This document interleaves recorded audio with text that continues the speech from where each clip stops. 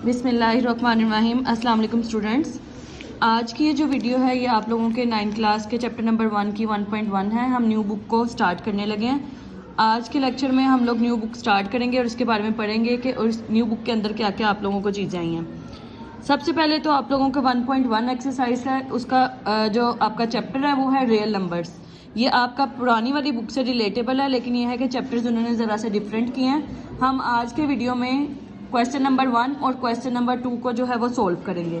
Question number 1 है identify each of the following as a rational number और the irrational number. Question number 1 की statement ये कह रही है कि आपके पास हमने आइडेंटिफाई करने हैं कि गिवन नंबर जो है वो रैशनल है कि इरेशनल है। साथ साथ हम डेफिनेशन को भी डिस्कस करेंगे। सबसे पहला पार्ट है 2.353535। ये हमारे पास रिकरिंग नंबर है, बार बार रिपीट हो रहा है और पॉइंट काट के अगर हम नीचे अगर इसका पॉइंट कैंसिल कर दें तो नीचे हमारे पास थाउजेंड्स में नंबर आ जाएंगे। सबसे पहले रैशनल नंबर्स क्या होते हैं जिनको p/q की फॉर्म में हम लिख सकते हैं, और इरेशनल नंबर वो होते हैं जिनको p/q की फॉर्म में नहीं लिखा जा सकता। और यहाँ पर जो है ये वाले केस में q जो है वो कभी भी इक्वल टू 0 नहीं होना चाहिए, और इस वाले केस में p/q की फॉर्म में हम इरेशनल नंबर्स में नहीं लिख सकते हैं। उसके बाद ये है कि p/q फॉर्म के अलावा अगर हमारे स्क्वायर रूट के अंदर हमारे पास आ जाए प्राइम नंबर्स, वो सारे नंबर्स भी क्या होते हैं, इरेशनल नंबर होते हैं। तो साथ साथ हम देखेंगे कोई हमारे पास जो होते हैं कुछ नंबर्स ऐसे होते हैं जो प्रूव किए जा चुके हैं कि वो इरेशनल है, उनको हम देखेंगे। 2.3 सबसे पहले इसको p/q की फॉर्म में लिखा जा सकता है इस तरह से, पॉइंट काटें तो नीचे हमारे पास इस तरह से जीरोज आ जाएंगे। तो इसका मतलब है ये क्या है, रैशनल नंबर। ठीक है, रैशनल को हम आर से रिप्रेजेंट भी कर सकते हैं खाली, या आपको शॉर्ट क्वेश्चंस के अंदर आ सकता है। इसके बाद सेकंड वाला पार्ट है 0.66 के ऊपर बार है। बार का मतलब ये है कि आपका रिकरिंग नंबर है। रिकरिंग का मतलब है, इसका मतलब है ये 0.666 और 6 जो है वो इन्फिनिटी तक जा रहा है। तो फिर हम कह सकते हैं कि 0.6 जो है रिपीट हो रहा है, तो ये भी क्या है, p/q की फॉर्म में लिखा जा सकता है। इसलिए इसको क्या कहेंगे हम, रैशनल नंबर। थर्ड जो पार्ट है, थर्ड पार्ट के अंदर 2 ये भी आपको समझ आ रहा है कि ये रिकरिंग नहीं है, रिपीटिंग नहीं है, ये टर्मिनेटिंग है। ये हमारी क्या हो रही है, ख़त्म हो रही है फॉर्म, तो इसको p/q की फॉर्म में लिखा जा सकता है। तो ये भी क्या है, हमारा रैशनल नंबर। उसके बाद अभी मैंने डिस्कस किया था आपके साथ कि स्क्वायर रूट के अंदर या रूट के अंदर प्राइम नंबर आ जाए तो वो प्राइम नंबर्स क्या होते हैं, जो हमारे 2 से स्टार्ट होते हैं, जिनके 2 डिवाइजर्स होते हैं। और 2 डिवाइजर्स का मतलब है एक तो वो खुद होते हैं और एक 1 डिवाइजर होता है। स्क्वायर रूट 7 जो है ये हमारे पास 7 जो है वो रैशनल नंबर हमारे पास आ जाएगा, इरेशनल नंबर इस तरह से कि 7 हमारे पास प्राइम नंबर है। इसको p/q की फॉर्म में नहीं लिखा जा सकता क्योंकि p भी इंटीजर होना चाहिए और q भी इंटीजर होना चाहिए। और p क्या है हमारे पास, यहाँ पर 7 क्या है, स्क्वायर रूट 7 इंटीजर में नहीं आता। ठीक है, तो इसलिए हम क्या कहेंगे, ये क्या है, इरेशनल नंबर।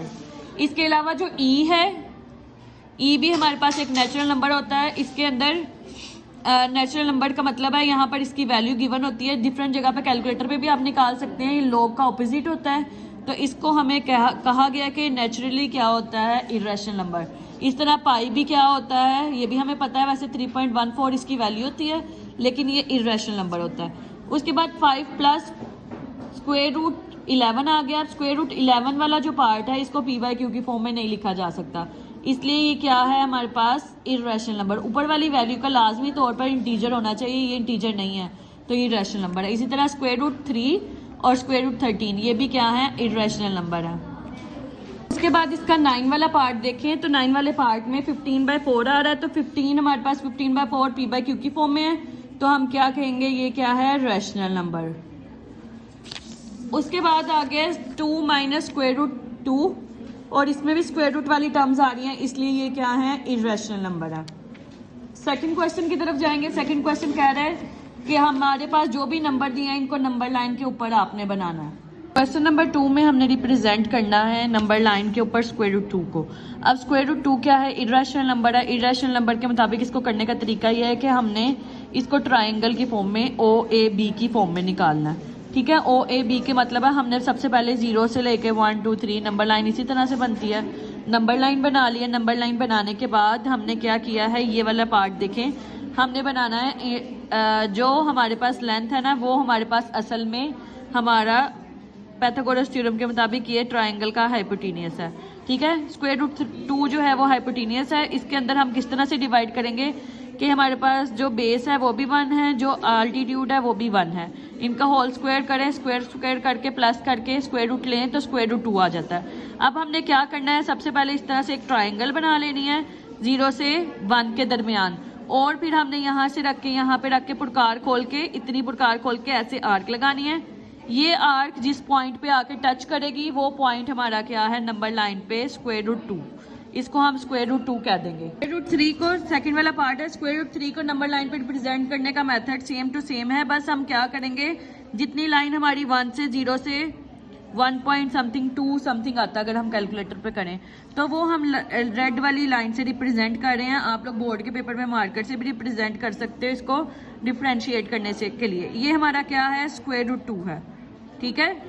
ये हमारी पूरी लाइन क्या है, स्क्वायर रूट 2 है, ठीक है। अब हमारे नंबर्स कैसे बनेंगे, 1 2 3, ये हमारे नंबर्स हैं। 1.2 समथिंग आ रहा था तो इसलिए हमने इसको इस तरह से बनाया।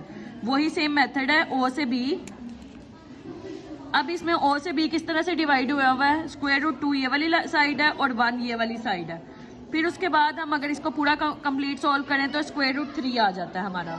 सेम मेथड के मुताबिक हमने क्या करना है, 0 से बी तक की पुरकार खोल के ऐसे हम आर्क लगाएंगे। आर्क जिस पॉइंट पे टच करेगी नंबर लाइन को वो पॉइंट हमारा हो जाएगा स्क्वायर रूट 3, ठीक है। अब हम बनाएंगे 4 1/3। 4 1/3 को आपने सबसे पहले तो सोल्व करना है। आप इसको दो तरह से सोल्व कर सकते हैं, चाहे तो आप 4 पहले बना लें या इसको मिक्स फ्रैक्शन को तोड़ लें। अब हम बनाएंगे 1 2 3 4, 0 से 1 2 3 एंड 4 हमने बना दिया। अब क्योंकि पॉजिटिव है इसलिए हमने पॉजिटिव साइड वाली नंबर लाइन बनानी है, इसको हमने ड्रॉ करना है।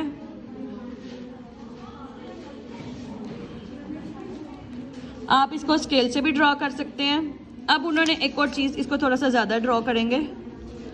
एक और चीज़ इसमें ये कि ये 4 के बाद क्या है, 1/3 है। 4 के बाद वाला जो 5 तक आता है, अब आपने गौर से समझना है, इसमें 4 के बाद 4 नंबर हमने काउंट कर लिया, ये वाला 4 के बाद जो हमारा आता है पॉइंट, ये हमने काउंट कर लिया। अब हमने 1/3 को करना है। 1/3 का मतलब है हमने 3 पोर्शन बनाना है, जितना भी एरिया आ रहा है उसके 3 पोर्शन बनाने हैं, 1 2 एंड 3, 1 2 एंड 3 हमने पोर्शन बना लिए। अब इन तीनों पोर्शन में से हमने एक सिलेक्ट करना है, तो 4 और ये क्या आ रहा है 1/3। इसका मतलब है ये पॉइंट नंबर लाइन के ऊपर रिप्रेजेंट कर रहा है 4 1/3 को। ये वाले क्वेश्चन में जाएं हम तो यहाँ पर हमारे पास -2 आ रहा है, तो माइनस वाली टर्म को हमने देखना है। तो -2 से लेकर -3 के दरमियान चीज़ें आएंगी। -2 से -3 के दरमियान हमारा 1/7 है, तो इसका मतलब है हमने 1 2 3 4 5 6 और ये 7 बन गया।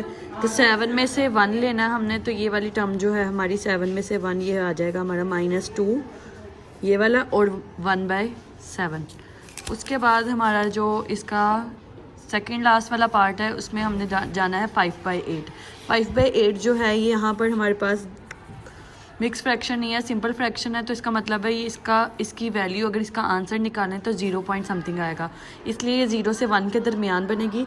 तो 0 से 1 के दरमियान हमने 8 पार्ट इसके कर लेने हैं, 1 2 3 4 5 6 7 और 8। ये 8 हो गए हैं, 1 2 3 4 5 6 7 लगा। ये 0 से 5 तक हमने काउंट कर लिया, तो ये 5 से 8 है।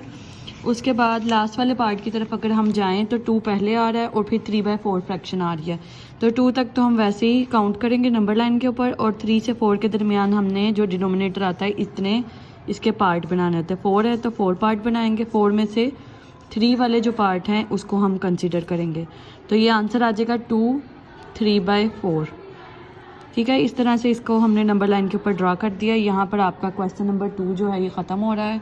इसमें कोई भी चीज़ आपको समझ ना आई हो तो आप लोग मुझे कमेंट सेक्शन में पूछ सकते हैं। अगर वीडियो पसंद आई हो तो लाइक कर दें और मेरे चैनल को सब्सक्राइब कर दें। इंशाल्लाह नेक्स्ट वीडियो में मिलते हैं, तब तक के लिए अल्लाह हाफ़िज़।